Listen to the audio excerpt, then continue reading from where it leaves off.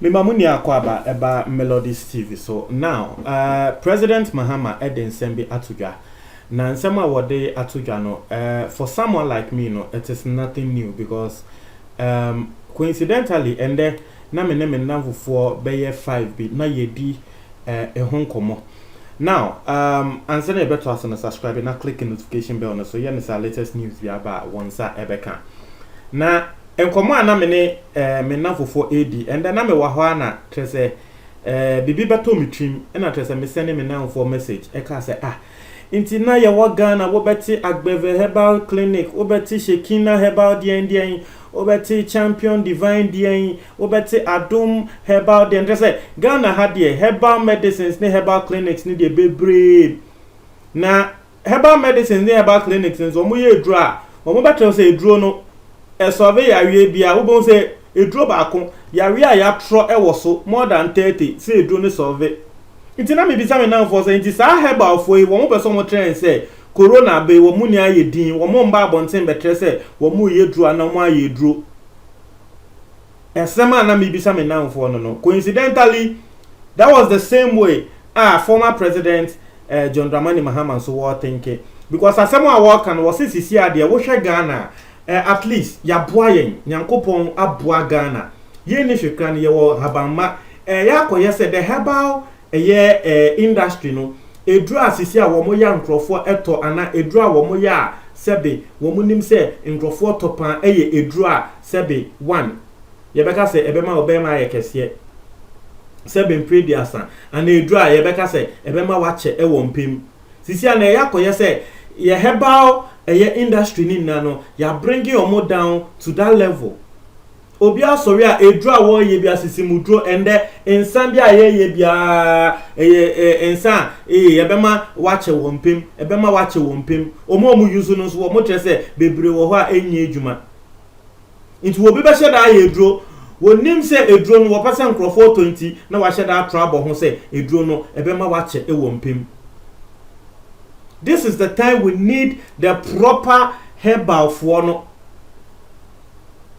me obi a minim no tese wo yi mi kwira saa se wono ne mame ye herbal dien na ne mame ewo esedro na den coronavirus ebae saa ni pa maintain nka se ne mame eya wo sondaye efa inwe ho yesi ebi mo ko nwrem na nwura no ene omo kasa se me metumi asa yare metumi asa inti san krofo no adan na coronavirus aba ende Ghana ye nia ye hihye fia ya ye body adan ene ye nti omo nka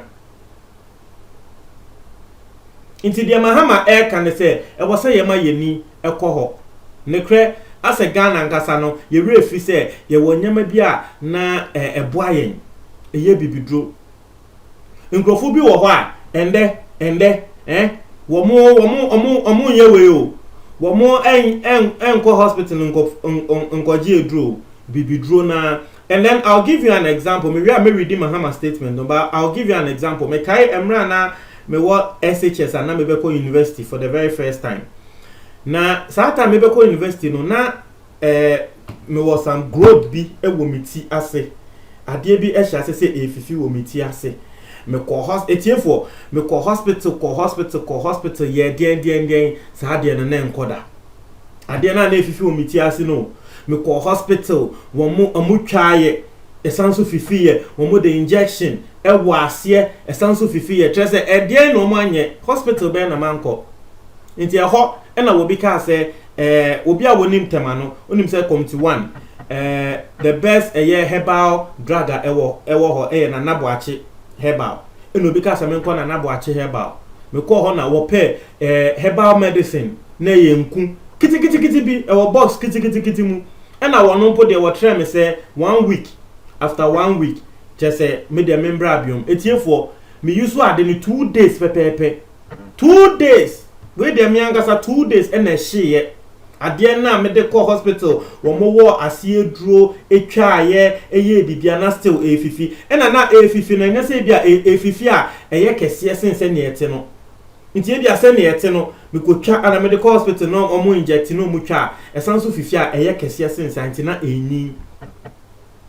na bo achema me nku kitikiti bi keko ne bo kra nya den satan na me be ko university fresh me di nku ne kra ko university se ebia eba na nka masanso aye biomba amba wo ma me sanku kitikiti ne me de yeso keke etiefo ade ne she drobe 2 days and a she into me from then and I say I was believing in Ghana your herbal medicine no because my core hospital mama withdraw still anchor herbal medicine ye 2 days I share there no so I believed in Ghana your herbal medicine into the me person me bisa ne say herbal fo no apapa fo no adan ne yente monka.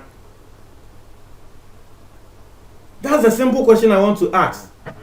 And that is what Mahama is also saying. Say, Sisiano, say we should look at that because the reality of the thing is, yare where I can yes, a drone beba, but a drone beba no. Yansheni ya a drone beba bedu Ghana no. Ebia 2021 and now 2022. Satan na yare no se been prayed as a best spread ye kumin krofo bebra spread ye kun we wa Ghana. It is a Ghana for ya just say ye train. Some brofofo na de adro bi beba e wo say ye to ya adwemu because brofofo no mo ye adro ni wi a wo mo be make sure say wo mo ho no wo mo be yusu mo obi an ho atonansa inti e no de Nyankopon so de ahira ye no yenso yenye ni yenso ye na say etumi eye adwuma na tre say yenso ye de yetumi a export say akwa abrochi ho na ye de agiska kese inti no I think say the core from the former president, no, it is a right call. Now, me person me read it in some party award too. Just say it is time to explore the role of alternative medicine and traditional remedies in the fight against coronavirus. Some traditional medicines are known to boost the immune system and can help both in the prevention of people succumbing to the disease and also play a role. A palliative function in the management of persons suffering from COVID-19. As some former presidents, Ekan no. Say, I was a Sisi Ghana, Yansu ye try ye ni eba de ye waso. In habama, any in a diantini ni a draw. Anya kupon de shaye no. Yan she say, and no so be to me a boyen. Emma coronavirus ye quintiana.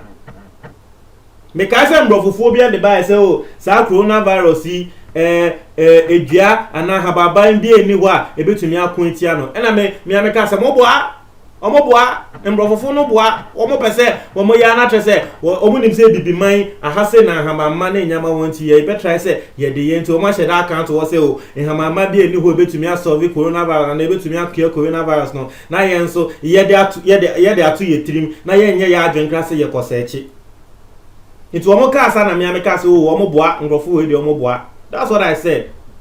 And truly, I believe say womoboa. Womo ni san habamma no. Nti obesi de hu say habamma bi ani ho ebe solve. Obetumi atre me say ahaban bi a ewo wiase mu nia no wa test ewo coronavirus no so. E na obeka tre say ahabamma bi ani ho a ebetumi ayewe. Omoboa, ombese ye twen anom de omundro ne ba. Si ye beto ane eto na aboden. And the mate and say China for Omo nso se omo ye duro bia omo ahia se omo ye clinical trials. Ye dey testing crop for ahwe se duro ne be for omo a. Ana ebe ji omo a. E duro ne ji omo a etiefo ansa na ebedu Africa na trese ya breu. Ne ya bre inti yenso Africa de ye wo no mesre this is the time for us to look. This is the time for us to look. Mekai the last time by this time Kananke was a president organize me kind the last time I said Minyanti yes a president. Now I said no so be organize you say or organize you say then one more yes hamama say bibidroi. I don't know how it went. But Mr. say bibidro fui womu association bia and now womu ni association. This is the time for them to come organize because BB say no if you don't come with an organized front yeah aban emfa serious Ghana for client emfa serious. But you find some who Kobi to say Ghana Association of Herbal Medicine Producers. Mu Kobi sa. Na kamo dia beto aban nim say aban you will draw you the prekese would say e kan one e besa yare no. what you say na ka ye hu say ne kre